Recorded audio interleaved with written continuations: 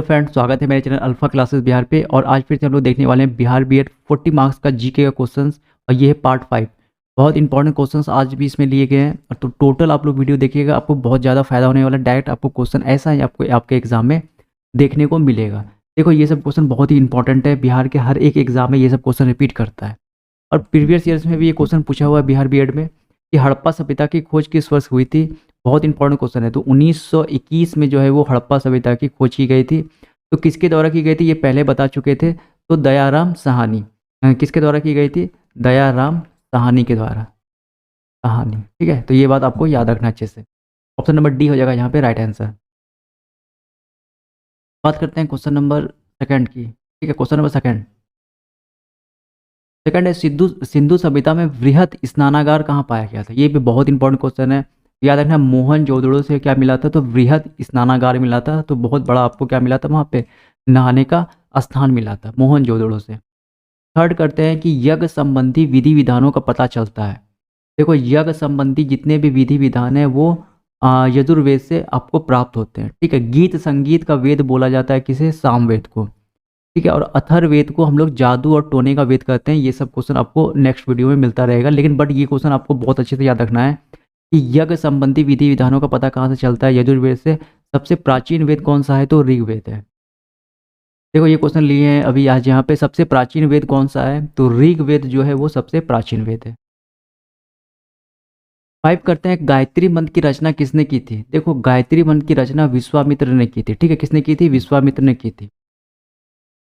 Question number 6 करते हैं, सी Yuki नामक यात्रा विवरण किससे जुड़ा हुआ है? देखो, सी युकी नामक यात्रा विवरण वेन सांग से जुड़ा हुआ है। किससे जुड़ा हुआ है? वेन सांग से जुड़ा हुआ है। ये काफी इंपॉर्टेंट क्वेश्चन है। 7 करते हैं, निम्नलिखित में से किसने अकबर की जीवन कथा लिखी है? तो याद रखना है, अबुल फजल ने अकबर की जीवन कथा लिखी है। ठीक है। और नाम क्या है उसका? तो आईने अकबरी। आईने अकबरी। ठीक है। आईने अकबरी क्या है? तो अकबर की जीवन कथा है। किसने लिखा था? अबुल फजल ने। 9 करते हैं, निम्नलिखित में से कौन अंतिम मुगल सम्राट थे? देखो, अंतिम मुगल सम्राट कौन थे? तो बहादुर शाह सेकंड। ठीक है। ये काफी इंपॉर्टेंट क्वेश्चन आपके एग्जाम के लिए। क्वेश्चन नंबर 10 करते हैं, भारत में ग्रैंड टैंक रोड बनवाई थी। तो याद रखना, भारत ने grand tank road Sher Shah Suri ने बनवाई थी। काफी इंपॉर्टेंट क्वेश्चन है। 11 करते हैं, देखो ये सब क्वेश्चन बहुत इंपॉर्टेंट है कि बक्सर का युद्ध, डेट भी याद रखना है, 1764 में अंग्रेजी सेना का नेतृत्व किसने किया था? देखो, बक्सर के युद्ध में अंग्रेजी सेना का जो नेतृत्व था वो हेक्टर मुनरो ने किया था। काफ़ी इंपॉर्टेंट क्वेश्चन है ये। डेट आपको याद रखना, बक्सर का युद्ध हुआ था 1764 में। अब देखो, 1757 में हुआ था प्लासी का युद्ध। देखो, प्लासी की लड़ाई में अंग्रेजी सेना का नेतृत्व किसने किया था? तो उस समय रॉबर्ट क्लाइव ने किया था। किसने किया था? तो रॉबर्ट क्लाइव ने किया था। 13 करते हैं, वो कौन सा प्रथम भारतीय था जो ब्रिटिश संसद के लिए निर्वाचित हुआ था? ये भी इंपॉर्टेंट क्वेश्चन है। तो दादा भाई नौरोजी जो थे प्रथम भारतीय थे जो ब्रिटिश संसद में निर्वाचित हुए थे। 14 करते हैं, बिहार में किस स्थान पर भारतीय राष्ट्रीय कांग्रेस 1922 का अधिवेशन हुआ था? देखो, बिहार में कांग्रेस का अधिवेशन 1922 में हुआ था गया में। पटना मत टिक कर देना, गया अधिवेशन के नाम से फेमस है। 15 करते हैं, भारतीय राष्ट्रीय कांग्रेस के पहले अध्यक्ष कौन थे? देखो, WC बनर्जी जो थे वो भारतीय राष्ट्रीय कांग्रेस के पहले अध्यक्ष थे। ठीक है। और ए हो यूम ने इसको क्या किया था? कांग्रेस को स्थापित किया था, बनाया था। ऑप्शन नंबर बी हो जाएगा यहाँ पे क्या राइट आंसर। 16 करते हैं, मौलिक अधिकार संविधान के किस भाग में वर्णित है? तो याद रखना, भाग 3 जो संबंधित है तो वो मौलिक अधिकार से संबंधित। ये बहुत इंपॉर्टेंट क्वेश्चन है कि मौलिक अधिकार से क्वेश्चन आपको पूछा जाता है। बात करते हैं 17 का, भारत के संविधान में निम्नलिखित में से कौन सा अनुच्छेद प्रेस की स्वतंत्रता से संबंधित है? देखो, प्रेस की स्वतंत्रता अनुच्छेद 19 में, जो बोलने की स्वतंत्रता भी आपको अनुच्छेद 19 में मिलेगी, उसमें ही आपको क्या है? तो प्रेस की स्वतंत्रता वर्णित है। काफी इंपॉर्टेंट क्वेश्चन है। 18 करते हैं, गिल्ड एड्स बाजार किससे संबंधित है? तो याद रखना, ये सरकारी प्रतिभूतियों से संबंधित है। ये भी काफी इंपॉर्टेंट क्वेश्चन है, बहुत बड़े एग्जाम में क्वेश्चन पूछा गया इकोनॉमिक्स का क्वेश्चन। आरबीआई का मुख्यालय कहाँ है? ये सब बहुत इजी क्वेश्चन है। तो मुंबई में मिलेगा आपको क्या? तो आरबीआई का मुख्यालय। 20 करते हैं, 20 क्वेश्चन है कि भारतीय करेंसी करेंसी नोटों के पिछले भाग में कितनी भारतीय करेंसी नोटों के पिछले भाग में कितनी कितनी भाषाएं मुद्रित होती है? याद रखना है, देखो पिछले भाग, देखो अगर पूछेगा कि टोटल कितने भाषाएं भारतीय नोट में मुद्रित होती है, तो याद रखना है 15 होती है, पीछे में 2 आगे में होती है। आगे में एक इंग्लिश में होती है और एक हिंदी में होती है। तो टोटल 17 भाषा होती है एक करेंसी में, भारतीय करेंसी में। लेकिन ये क्या पूछ रहा है कि पिछले भाग में कितने होती है, तो याद रखना आगे भाग में 2 होती है हिंदी इंग्लिश, और पीछे भाग में 15 होती है। तो याद रखना यहाँ पे 15 हो जाएगा राइट आंसर, इसलिए 17 ऑप्शन में नहीं है। अगर पूछेगा कि टोटल कितनी भाषा मुद्रित रहती है, तो 17 रहती है, 2 आगे और 15 पीछे। ऑप्शन नंबर डी हो जाएगा यहाँ पर राइट आंसर। बहुत इंपॉर्टेंट क्वेश्चन है ये, इस साल के रेलवे के एग्जाम में क्वेश्चन है पूछ। 21 करते हैं, यूएस के मध्य मैदान में चिनूक हवाएं क्या प्रभाव पड़ता है। तो याद रखना है गर्म तापमान कम हो जाता है, ये बात अब बहुत इंपॉर्टेंट क्वेश्चन है, आपको अच्छे से याद रखना है इसे। देखो पछवाए हवाएं ये क्या है, ये सब बहुत इंपॉर्टेंट क्वेश्चन है, पूछता है, ज्योग्राफी का क्वेश्चन है। देखो जो भूमध्य रेखा से 30 डिग्री और 60 डिग्री के उत्तर दक्षिण अक्षांश के मध्य में ये हवा क्या होती है, बहती है। इसे क्या बोलते हैं हम लोग, पछुआ हवा बोलते हैं। 23 करते हैं, विश्व की सबसे मीठे जल का झील कौन सा है। देखो विश्व का जो सबसे मीठा जल का झील है वो है सुपीरियर झील, ऑप्शन नंबर बी हो जाएगा यहाँ पे राइट आंसर।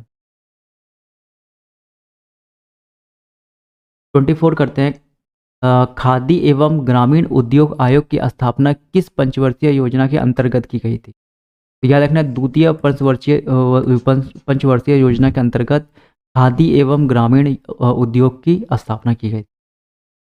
बात करते हैं 25, निम्नलिखित में से कौन सा सही सुमेलित नहीं है। तो याद रखना ऑप्शन नंबर डी, चौथी पंचवर्षीय योजना का जो कार्यकाल था वो था 1969 टू 74। ठीक है, ये बात आपको याद रखना, यहाँ गलत थे, ये नहीं है। 26 करते हैं, किस पंचवर्षीय योजना में भारी उद्योग को प्राथमिकता दी गई थी। बहुत बार ये क्वेश्चन करवा चुके हैं। याद रखना है दूसरी पंचवर्षीय योजना में जो है वो भारी उद्योग को प्राथमिकता दी गई थी। 27 है, किस शहर को पूर्व का प्रवेश द्वार कहा जाता है। ये बहुत इंपॉर्टेंट क्वेश्चन है। देखो जकार्ता शहर को पूर्व का प्रवेश द्वार कहा जाता है, काफी इंपॉर्टेंट क्वेश्चन है ये। 28, कौन सा देश चीनी का कटोरा जिसे शुगर बॉल के रूप में जाना जाता है। बहुत इंपॉर्टेंट क्वेश्चन है। क्यूबा को बोला जाता है चीनी का कटोरा, ठीक है। शुगर बॉल बोलते हैं किस, कौन से देश को, क्यूबा को बोलते हैं। ये बहुत इंपॉर्टेंट क्वेश्चन है, ये सब क्वेश्चन आप लोग को एग्जाम में पूछा जाता है।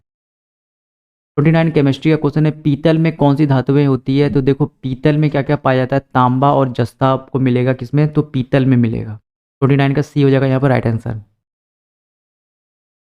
30 करते हैं, रोल्ड गोल्ड एक मिश्र धातु होता है। देखो रोल्ड गोल्ड को मूर्खों का सोना कहते हैं, ठीक है, फूल्स गोल्ड भी के नाम से जाना जाता है, जिसमें आपको तांबा और एल्युमिनियम मिलेगा। क्या मिलेगा, तांबा और एल्युमिनियम मिलेगा, लगेगा सोना ही है। देखो 31 करते हैं, 31, निम्नलिखित में से कौन सा तत्व एक धातु नहीं है। याद रखना ये एल्युमिनियम में धातु होता है, फास्फोरस धातु नहीं होता है, ये नॉन मेटल है और धातु है। आयरन है धातु होता है, पोटासियम भी धातु होता है। 32 करते हैं, फलों का अध्ययन कहलाता है। देखो फलों के अध्ययन को पोमोलॉजी बोलते हैं। ये इंपॉर्टेंट क्वेश्चन है, ऐसा क्वेश्चन आजकल एग्जाम में पूछा जाता है।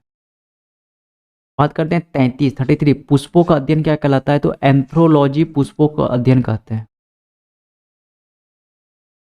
34 करते हैं, मानव शरीर में विटामिन ए भंडारित होता है। देखो ये बहुत इंपॉर्टेंट क्वेश्चन है, जो हम जितने भी विटामिन ए खाते हैं वो हमारे लिवर यकृत में जाके स्टोर होता है। तो ऑप्शन नंबर ए हो जाएगा यहाँ पर राइट आंसर। 35, थायमीन क्या है। तो देखो विटामिन B1 का केमिकल नेम है, क्या मिलेगा, रासायनिक नाम क्या है, थायमीन है। देखो ये मोस्ट इंपॉर्टेंट क्वेश्चन, आपको अच्छे से रख लेना है।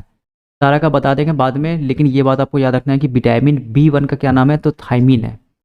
कॉर्बिक एसिड बोलते हैं सी को। इन लोगों का भी आपको, देखो ये सब क्वेश्चन इंपॉर्टेंट है, इन सब पर नहीं भी जानोगे तो फिर ये भी विटामिन B1, सी का, ए का, ये सब बता देंगे। नेक्स्ट वीडियो में ये सब क्वेश्चन आते रहेगा। करंट अफेयर का क्वेश्चन अब आ गया। 36 करते हैं, UIDAI भारतीय विशिष्ट पहचान के CEO कौन है। तो सौरभ गर्ग जो है UIDAI इसका फुल फॉर्म भी पूछ सकता है, जिसे हम क्या बोलते हैं, भारतीय विशिष्ट पहचान, ठीक है। इसके CEO कौन है, तो सौरभ गर्ग हैं। 37 करते हैं, इजराइल के नए प्रधानमंत्री कौन है। तो निफ्ताली बेनेट जो है वो इजराइल के नए प्रधानमंत्री हैं। ये आज का। और 38 करते हैं, ग्रीष्मकालीन पैरा ओलंपिक 2021 का शुभंकर क्या था। तो याद रखना सोमाइटी जो था ग्रीष्मकालीन पैरा ओलंपिक का क्या था, शुभंकर था। 39 ग्रीष्मकालीन ओलंपिक 2021 का शुभंकर क्या था? देखो याद रखना, पैरा ओलंपिक का में कन्फ्यूजन नहीं करना कि पैरा ओलंपिक में सोमाइटी था और ओलंपिक में मीराए तोबा था। क्या था? मीराए तोबा। 40 करते हैं और लास्ट क्वेश्चन है आज का, 40 का सीरीज था ये। टोक्यो, ये देखो ये वेरी वेरी इंपॉर्टेंट क्वेश्चन है ये। टोक्यो ओलंपिक 2021 में क्वालिफाई करने वाली भारत की पहली तलवारबाज कौन है? देखो पहली तलवारबाज जो भारत टोक्यो ओलंपिक में क्वालिफाई की थी वो थी भवानी देवी। बहुत फेमस में रही थी, चर्चा में भी रही थी। ठीक है, ये सब क्वेश्चन बहुत इंपॉर्टेंट है, आपके एग्जाम में जरूर आएगा ये सब क्वेश्चन। तो इस वीडियो में इतना ही रहने देते हैं, मिलेंगे अगले वीडियो में। वीडियो अब रोज आएगा, तब तक के लिए थैंक यू। चैनल पे नए हैं तो चैनल को जरूर सब्सक्राइब कर लीजिए। ठीक है, थैंक यू।